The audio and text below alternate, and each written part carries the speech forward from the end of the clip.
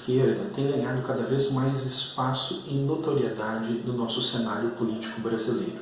Mas, na verdade, você sabe o que esses termos significam? Qual a origem deles? Se não, fique com a gente aqui que nós vamos abordar agora neste vídeo a origem dos conceitos direita e esquerda.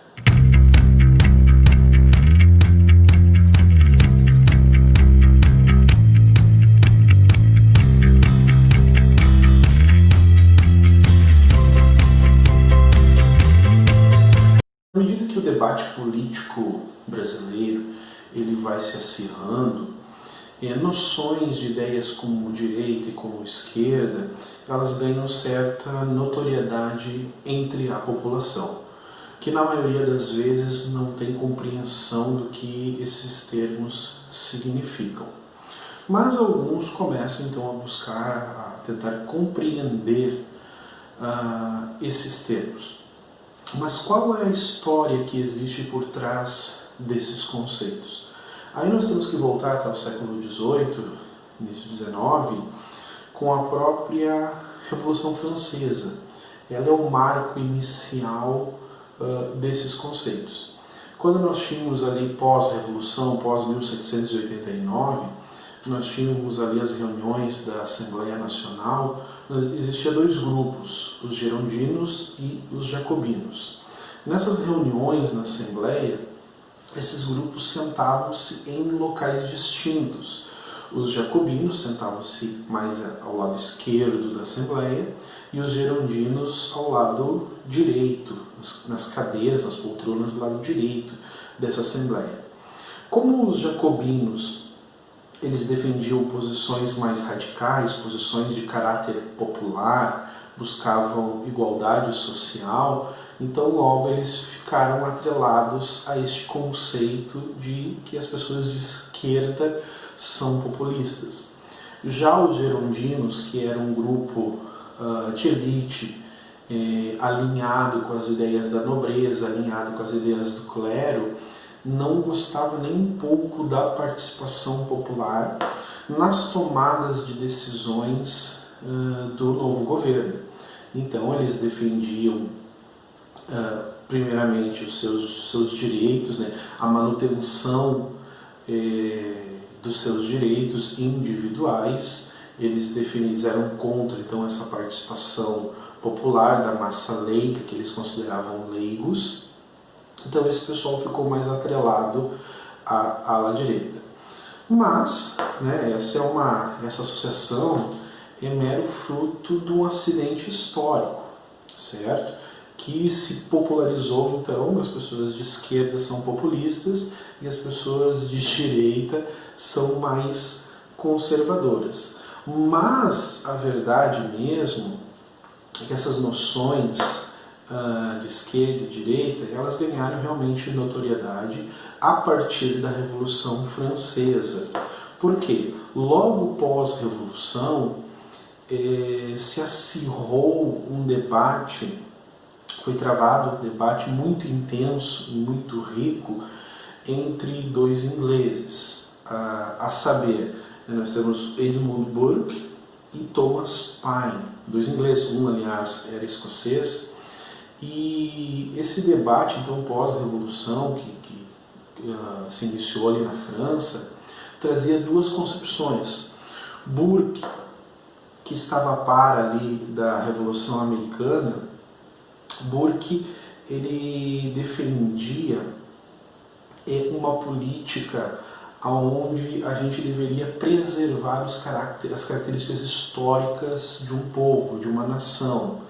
Ele defendia, então, reformas políticas, reformas públicas que deveriam ser feitas de forma gradual, lenta e gradual, preservando a sua elite, preservando a sua nobreza, preservando várias características de um povo, né? Então essas mudanças tinham que ser bem paulatinamente, mudanças não feitas tudo de uma vez só.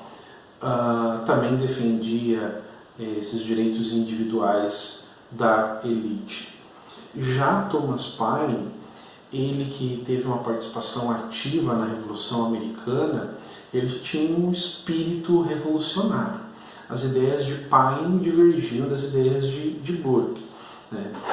O Thomas Paine ele já defendia uma reforma política onde tudo deveria se começar do zero, se descartar tudo que não deu certo e não utilizar mais, pegar isso e jogar numa lata de lixo e começar um novo programa político, social, econômico do zero, né? É muito similar ao que nós vamos ter depois aí no comunismo e no socialismo. E Paine, então, ele radicalizava essas ideias. E notem bem que ele estava ali incentivado por ideários iluministas da Europa, do início do século XIX, final do século XVIII. Então ele estava motivado por essas ideias iluministas, né?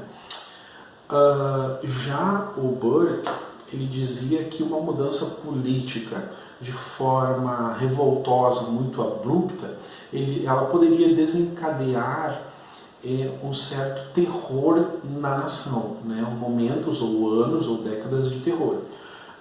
Justamente o que Burke descreve acontece na França logo pós-Revolução Francesa. Nós temos aí na história um momento de terror francês, né? Burke meio que profetizou esse acontecimento.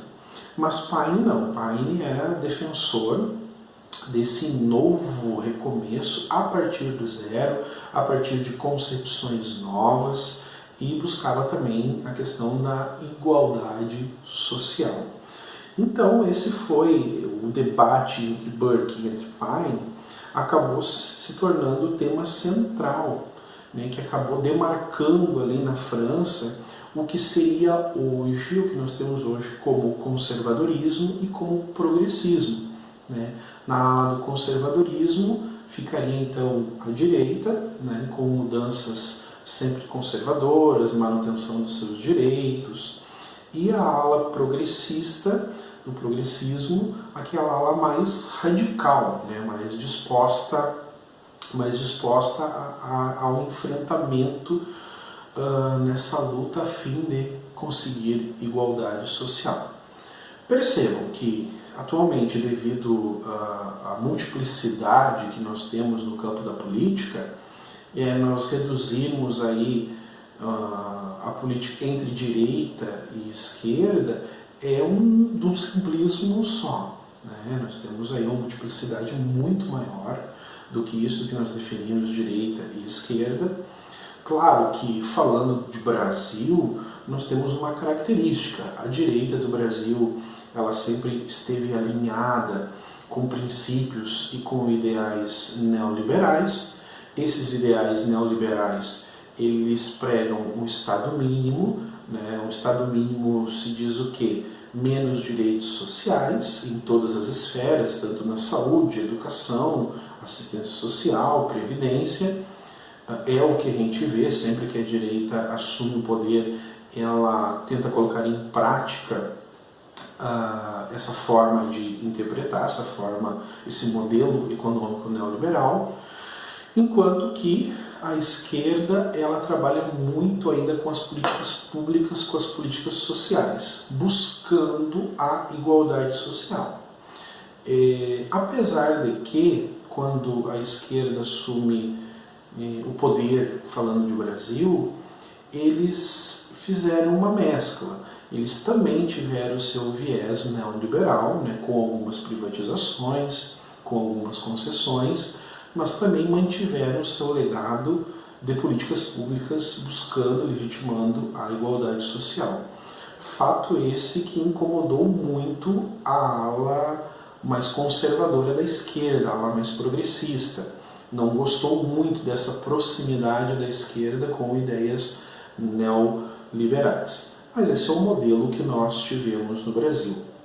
Hoje nós temos partidos políticos diversos, com seus ideais, não mais focados em direita ou esquerda, mas com as suas lutas pessoais de classe, com as suas ideologias, com os seus conceitos. E é isso que torna a política tão extraordinária, né?